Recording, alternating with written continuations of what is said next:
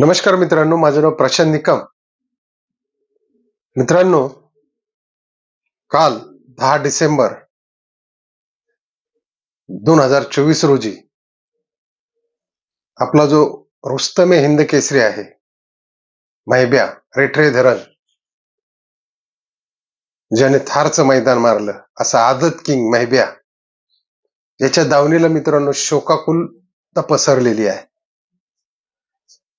मागील वर्षीची जी सदा मास्तर कदम यांची खरेदी होती, शिव, त्याचं मित्रांनो निधन झालेलं आहे. तर पाहूया आपण कोण आहे तो शिव, कसा दिसतो आणि काय झालं होतं त्याला नेमकं. हे पहा मित्रांनो, हे आहेत आपले सदा मास्तर रेठरे धरणचे मैब्याचे मालक. आणि हा पहा आदत शिव, हा आदतच होता.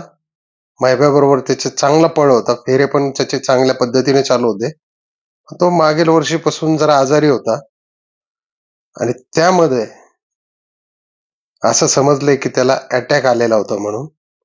तर त्याच्यामध्ये मित्रांनो त्याचं निधन झालेलं आहे. ही एक मैब्याच्या दावणीला खूप मोठी शोकाकुलता पसरलेली आहे.